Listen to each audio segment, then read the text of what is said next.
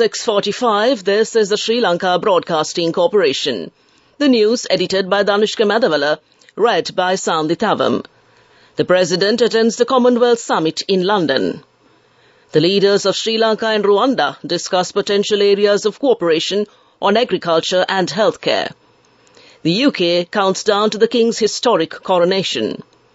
Vesak will be celebrated on a grand scale in many parts of the country today as well. The ADB mission discusses assistance for SOE restructuring with the Minister. 2 sluice gates at the Daduroya Reservoir opened. In foreign news, the WHO says COVID global health emergency is over. And in sports, Lionel Messi apologizes for unauthorized trip to Saudi Arabia. President Ranil Wickremesinghe attended the Commonwealth Leaders' meeting held at the Commonwealth Secretariat in London, United Kingdom, yesterday. The head of state left for the UK Thursday in order to attend the coronation ceremony of King Charles III, which is due to be held today at the Westminster Abbey, thus taking advantage of the gathering of the presidents and the heads of government of Commonwealth countries who are currently in London for the ceremonial event. A Commonwealth Summit was held by the Commonwealth Secretariat yesterday. President Wickremesinghe met with the Rwandan President Kagame, chair in office of the Commonwealth, and discussed ways to strengthen ties between Rwanda and Sri Lanka for the benefit of the citizens of both nations. The two leaders discussed potential areas of cooperation on agriculture and healthcare between the two countries and proposed an exchange of visits by relevant ministers, the President's media division said. The two heads of the state also discussed military cooperation, and the Sri Lankan President has offered to provide training for Rwandan personnel on quick response to natural disasters. The first coronation in 70 years is set to take place this morning, with King Charles III and the Queen Consort preparing for their historic carriage ride to Westminster Abbey. Despite forecasts of rain, crowds have already begun to gather on the procession route. There will be a huge security operation in central London, with 100 heads of state set to attend. Protests have been promised by those opposed to the monarchy. The coronation service, which will last almost 2 hours, will be seen firsthand by 2,300 guests, including Prince Harry, the Duke of Sussex, who arrived from the United States on Friday on a commercial flight. It will be the first time since the release of Prince Harry's memoir that he will have been seen in public with his brother Prince William, the Prince of Wales. It is thought Prince Harry may fly back to the US a matter of hours after the ceremony to rejoin his wife, Meghan. Vesak will be celebrated on a grand scale in many parts of the country today as well. Many religious observances were carried out in Buddhist temples and Pirivan centers.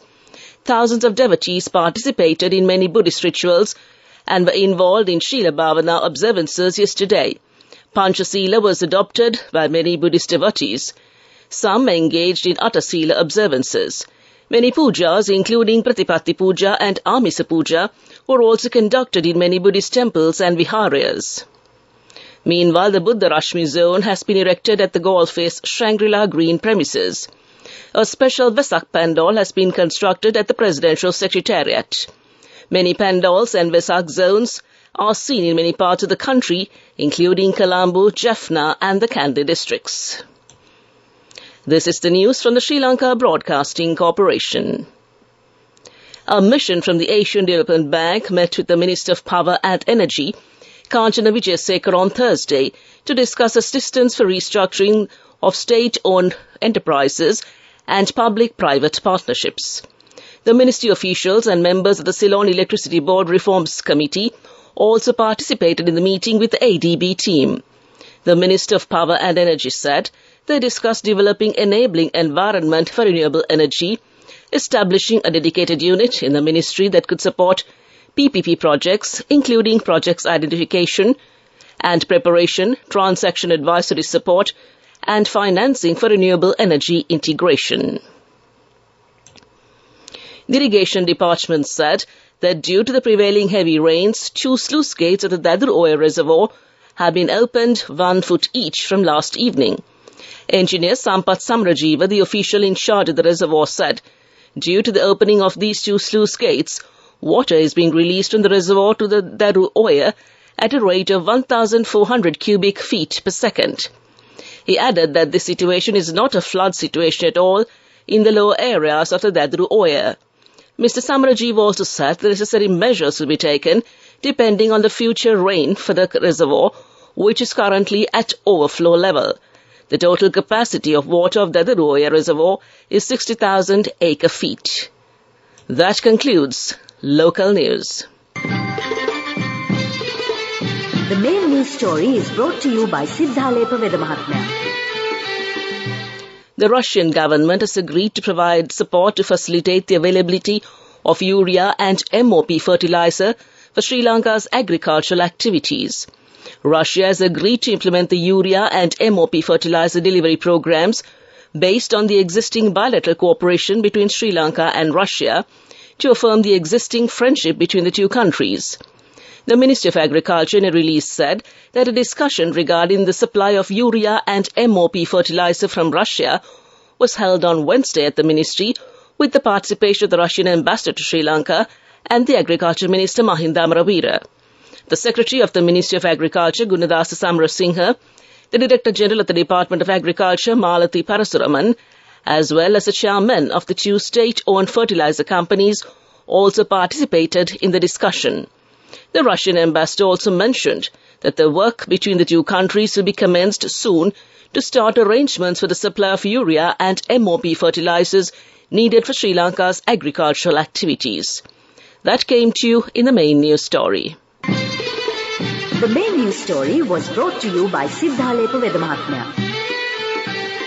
Moving on to Watchlight, the police media spokesperson, Senior Superintendent of Police Nihal Taldua said that a special security program will be implemented throughout the island in the next few days in conjunction with the Wesak Week. The police media spokesman said that it is planned to implement the security program in connection with places where various religious programs are being conducted, including temples and Wesak zones. Meanwhile, the police are asking people to refrain from acting in a manner that is incompatible with religion, culture, and morality during the Wesak Week and came to you in Watchlight. On to world news. The WHO says COVID global health emergency is over. Hundreds of women on hunger strike at Iraqi prison. And Wagner Group boss says he will pull fighters out of Bakhmut. The WHO has declared the COVID-19 no longer represents a global health emergency. The statement represents a major step towards ending the pandemic and comes 3 years after it first declared its highest level of alert over the virus. Officials said the virus death rate has dropped from a peak of more than 100,000 people per week in January 2021 to just over 3,500 on 24th April. The head of the WHO said at least 7 million people died in the pandemic, but Dr. Tedros Adhanom Ghebreyesus said that the true figure was likely closer to 20 million deaths, nearly 3 times the official estimate, and he warned that the virus remained a significant threat. At least 400 women are in the second week of a hunger strike in a high-security prison in Iraq's capital, Baghdad. The BBC reported that they are in prison for being part of the Islamic State group after what they say were unfair trials. The group is said to include foreign nationals from Russia, Turkey, Azerbaijan, Ukraine, Syria, France, Germany and the US. It is thought about 100 children also being held at the facility. The Islamic State group, also known as ISIS, waged a brutal campaign to establish a self-declared caliphate, an Islamic nation across Syria and Iraq, killing and enslaving thousands across a 5-year period. After its fall in 2017, tens of thousands of former members were rounded up. It is alleged many of the men were summarily executed, but thousands of women and children were taken into detention. Some were repatriated to their home nations, but many remain in Syrian and Iraqi jails. The leader of Russia's Wagner mercenary group says he will withdraw his troops from the Ukrainian city of Bakhmut on 10th May because of ammunition shortages. Yevgeny Prigozhin's statement came after he posted a video of him walking among his dead fighter bodies. Blaming top Russian officials, tens of thousands have been killed and injured there, he said. Russia has been trying to capture the eastern city for months, despite its questionable strategic value. Wagner troops have been heavily involved. Back to the headlines, the WHO says the COVID global health emergency is over. Hundreds of women on hunger strike at Iraqi prison. And Wagner Group boss says he will pull fighters out of Bakhmut. And that concludes World News. Development News. The Bauddhaloka Sadhu Nada Sila Samadhi program was held at the Shangri-La Green adjacent to the President's office yesterday morning. Nearly 3,000 school children representing many schools in the Colombo region participated in this program. This program was organized by the All Ceylon Buddhist Congress and came to you in Development News. And on to sports. Lewis Hamilton said his Mercedes team desperately need car upgrades after a difficult Friday practice at the Miami Grand Prix. The 7-time champion was 0.928 seconds slower than Max Verstappen's Red Bull, which set an imposing pace. Mercedes are due to introduce a major car development at the next race, the Emilia-Romagna Grand Prix, on the 19th to the 21st of May. Lionel Messi has apologized to his Paris Saint-Germain teammates and says he will wait for the club to decide what they want to do with him after making an unauthorized trip to Saudi Arabia. The Argentina captain was suspended by the club for 2 weeks for the trip. It followed PSG's home defeat by Lorient on Sunday, their third in 6 games, when Messi played 90 minutes. Messi is set to leave PSG when his contract expires in the summer. The 35-year-old, who was also fined by the club, has a role as a tourism ambassador for Saudi Arabia. PSG chairman Christopher Galtier says he had nothing to do with Messi's suspension, which also condemning fan protests outside players' homes.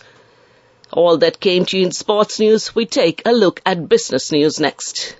Go ekaktiana youth ekata life eke change ekata niyameta set wenna aswahagena dekapugina habe karanna youth ekata niyameta set wenna friendship ekamenna. The all-new NSB Ithru account, NSB IAM, a plan for your dream. Business News, sponsored by National Savings Bank, the safest place for your money. Apple sales have continued to fall as the economy slows and buyers, squeezed by rising prices, put off purchases of computers and iPads.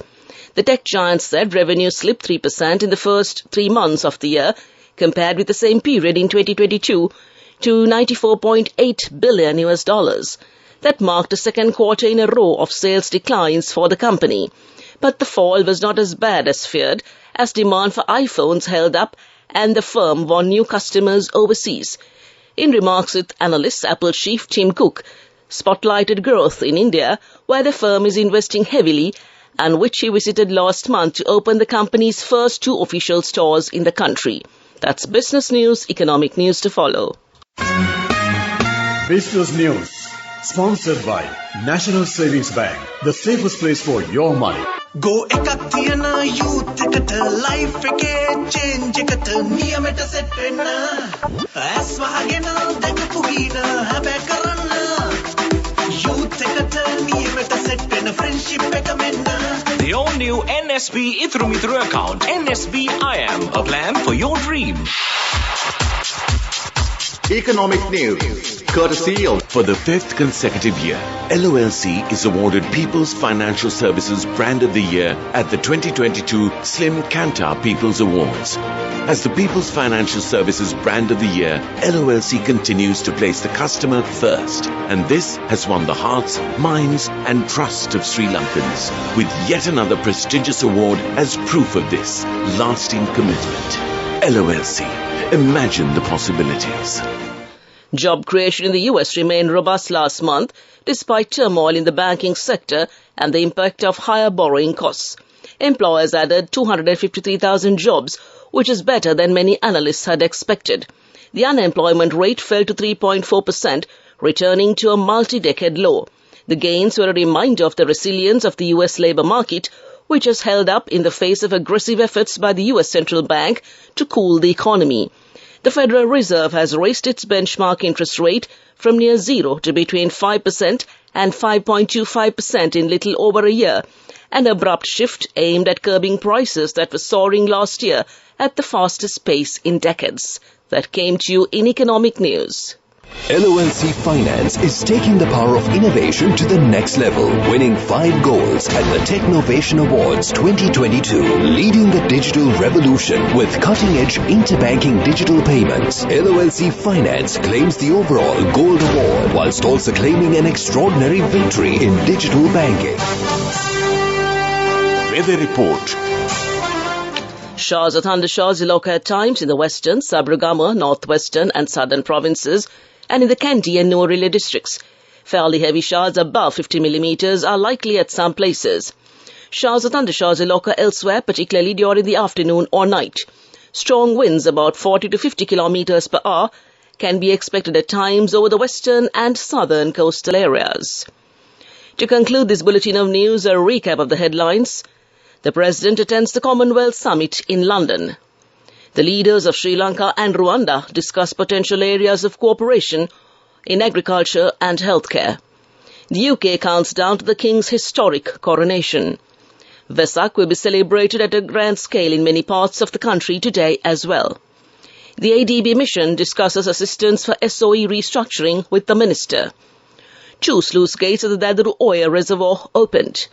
The WHO says COVID global health emergency is over.